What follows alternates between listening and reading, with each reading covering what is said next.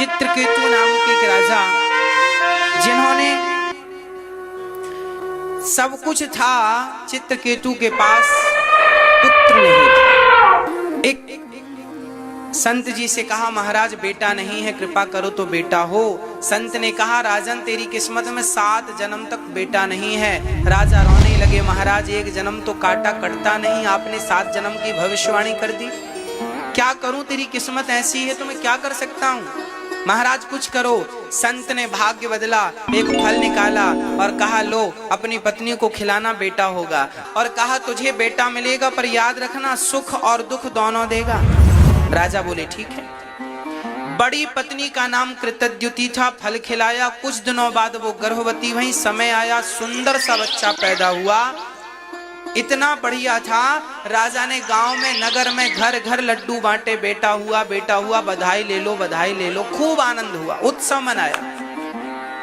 एक रानी के बेटा हुआ था ना, बाकी रानियां जो थी उनको बेटा, राजा की बहुत सारी पत्नियां थी और बेटा एक को हुआ।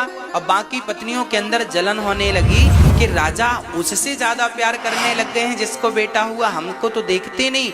तब उन रानियों ने जलन के कारण उस नन्हे से बच्चे को जहर देकर के मार डाला।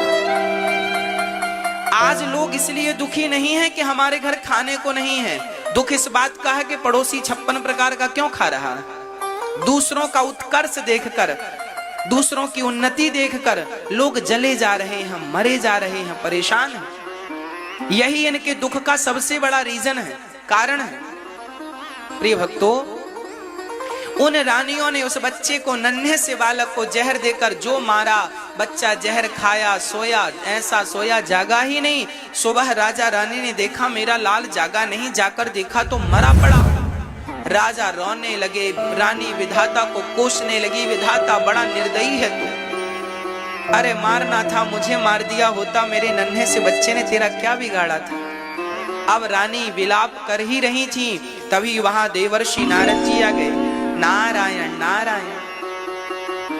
राजा क्यों रो रहे हो। महाराज देखिए ना, मेरा बेटा मर गया।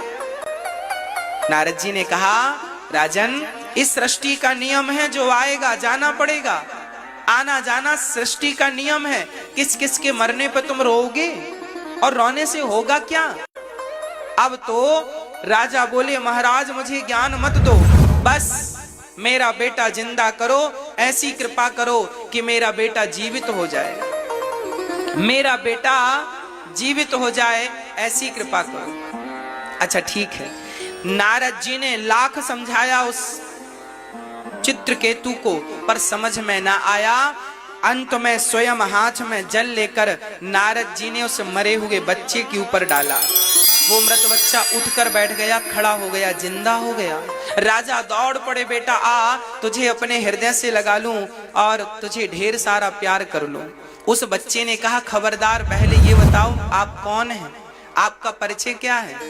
पिता ने कहा, कैसा बेटा है तू, अपने पिता से परिचय पूछ रहा है। मैं तेरा पिता, भूल गया, मैं तेरा पिता हूं। उस बच्चे ने कहा, पिताजी आप किस जन्म के पिता हैं।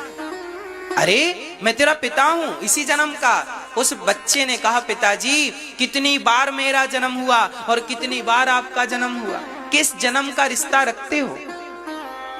पिछले जन्म में मैं भिखारी था, तो मेरे द्वारा आपका और मेरा कोई हिसाब बाकी रह गया था, वो चुकाने आया था। क्या हिसाब बेटा। तब उस बच्चे ने कहा, पिताजी मैं पिछले जन्म में भिखारी था और आपके घर भीख मांगने आया था, तो आपने मुझे गेहूं का आटा और साथ में गाय का सूखा हुआ गोबर, ओपले, कंडे आपने मुझे दिए।